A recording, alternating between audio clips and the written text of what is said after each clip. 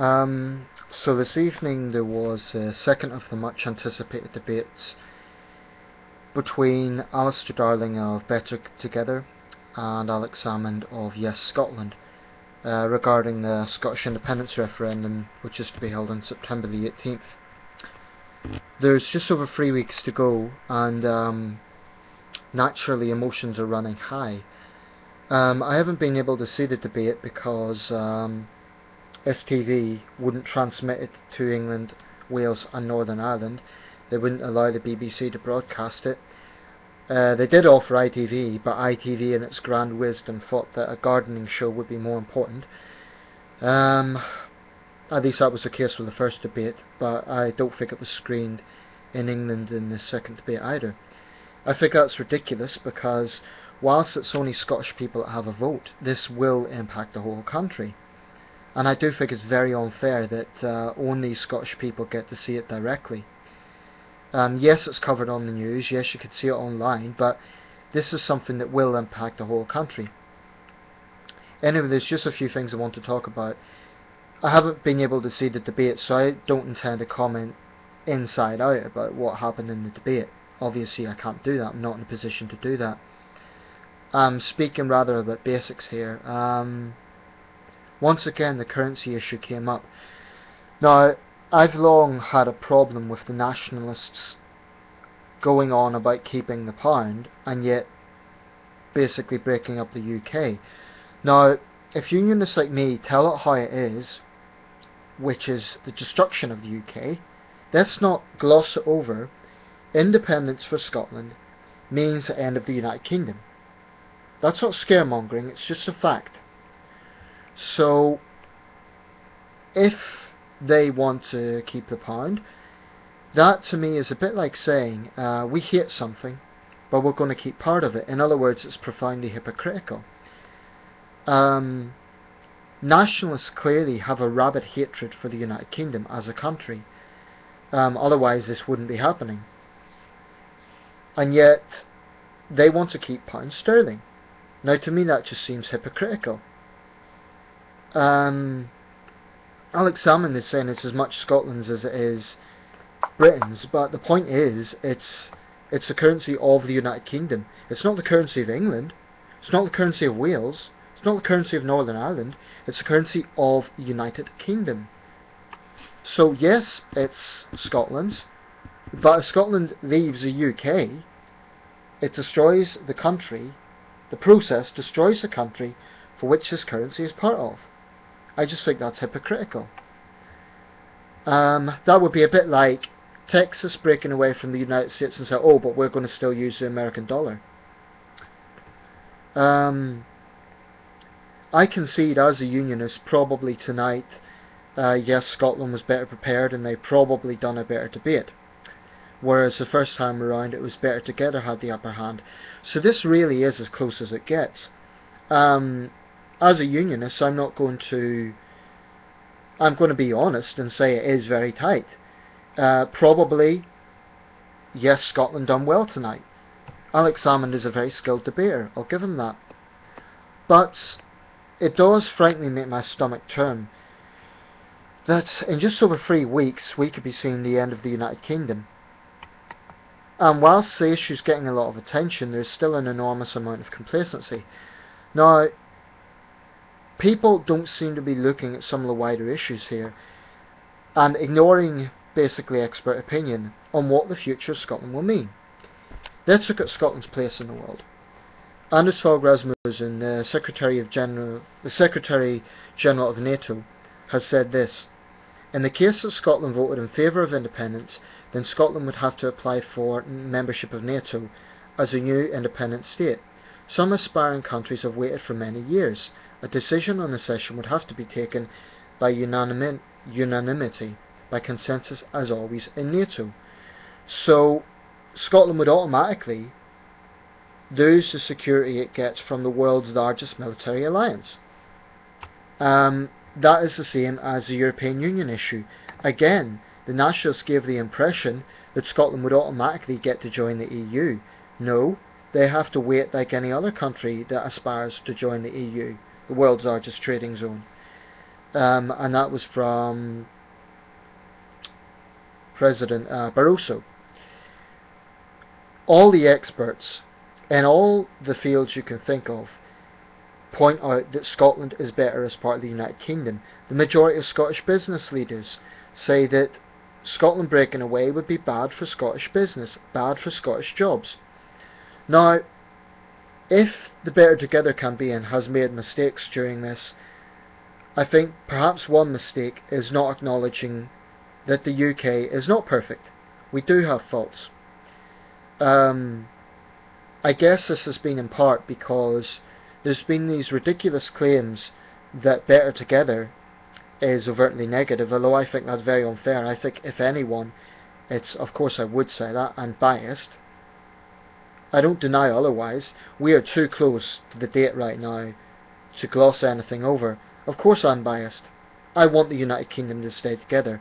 But I do believe that it is the Yes Scotland campaign that has been a lot more divisive. If you look at the makeup of both campaigns, clearly Better Together is more diverse. That is pretty obvious. And I want to point out some of the rhetoric the nationalists have been making. They have tried to shout down anyone who disagrees with them, and there's been rhetoric like tartan Tories, traitors. I've personally seen this online. Friends of mine, Scottish friends, who are planning to vote no, have been attacked by cyberbullies. Nationalists who have branded them tartan Tories and traitors, simply because they're planning to vote no, because they believe that's the better future for Scotland. And I hate this sort of divisive attitude. Basically, the logic of the nationalists is one that is based on paranoia. It's this notion that England controls Scotland, which could not be further from the truth. In fact, if you look at representation, Scottish people have 3 sets of representation. They have MEPs, they have MSPs, and they have MPs. English people actually have fewer. They have MPs and MEPs. In fact, there's some people in England that believe Scots have more rights than they do.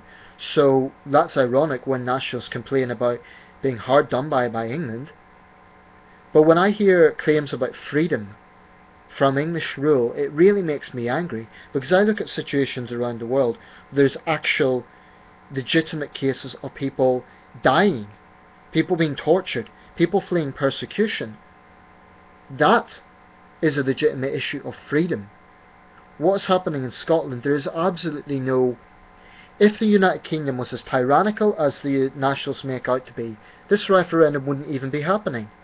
If this was a totalitarian state, then the SNP would be branded renegade rebels, and the army would be sent in and they'd be put down, which would be barbaric. But it is not happening, because the United Kingdom is not a tyrannical state. The United Kingdom is a multi-party democracy that does allow freedom of expression, and it just shows the very fact this referendum is happening shows that far from the nationalist claims of being subdued by the English, I mean, it's such a distortion. I'm not English, I'm Celtic, and I just think that is absurd. And actually what it does is it creates a them and us mentality. One of the lies is this claim about rule from London, because the national United Kingdom government is in London. But one of the myths about that is that it's a case of the Tory English versus the Socialist Scottish. Now, it's true that the Tories have very little support in Scotland. That is true. But part of the distortion is London, for example, is a Tory city. Now, that's a distortion.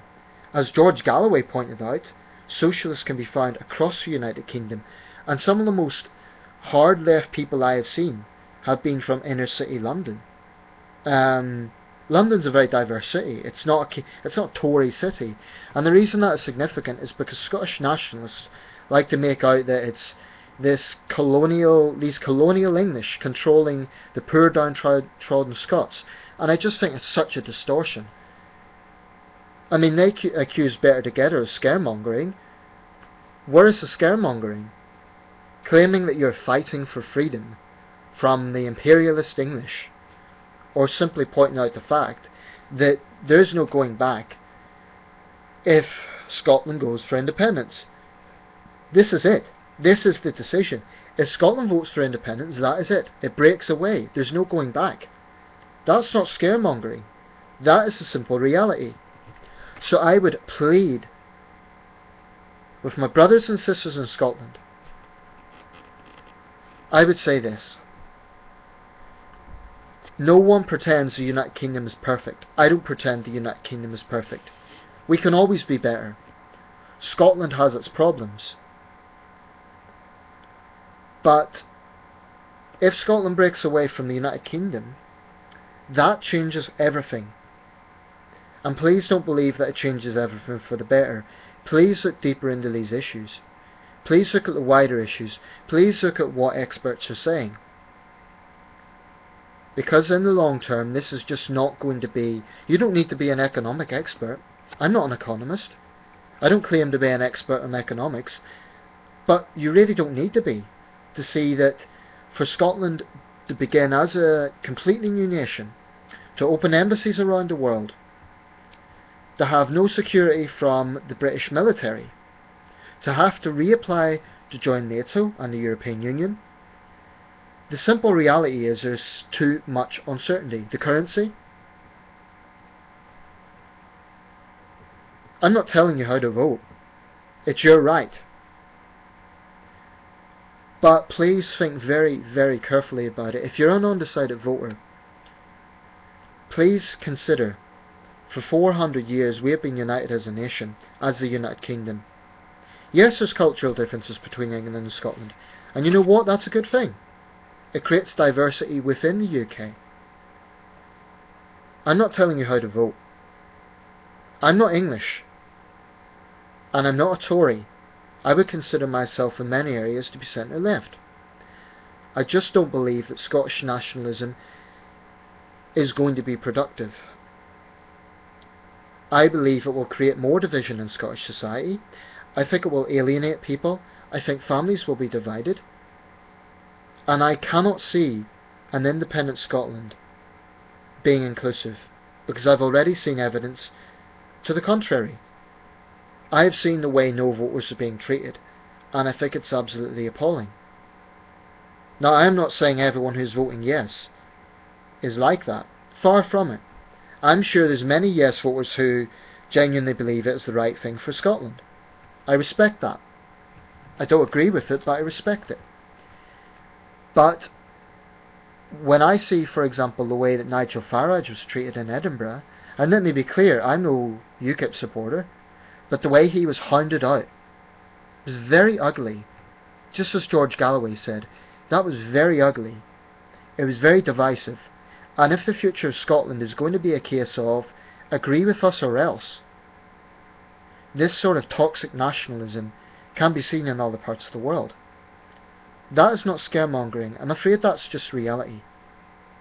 Please, please, please think very carefully about this before you vote.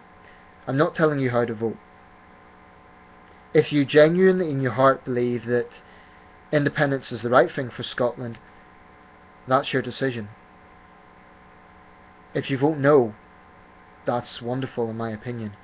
And really, I wish I could help out, but I can't vote. So all I can do is upload these videos and try to make the arguments as I see them for Scotland staying in the UK. The UK is not perfect. There is problems.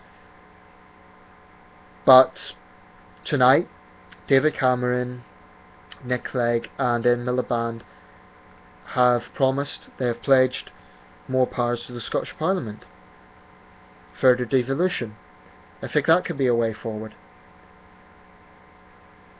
I can understand some of the nationalist arguments, but what I cannot stomach, quite honestly, is the divisive atmosphere they are creating. And it worries me, to be quite honest. So I plead, from the heart, as a fellow Briton, we have been united far longer than we have been divided. Please think very, very carefully about this. Scotland is already highly respected. Scotland is already a great country within the United Kingdom. Full independence, breaking away, the end of the United Kingdom, cannot be the way forward. Yes, there may be some tempting notions coming from the Yes Scotland campaign. And yes, they would point out things that they would argue are better done as an independent country. But please, please, please look at the bigger picture. Look at what the experts are saying. Look at how long we've been united. And think very, very carefully before breaking away from the British family. Thank you.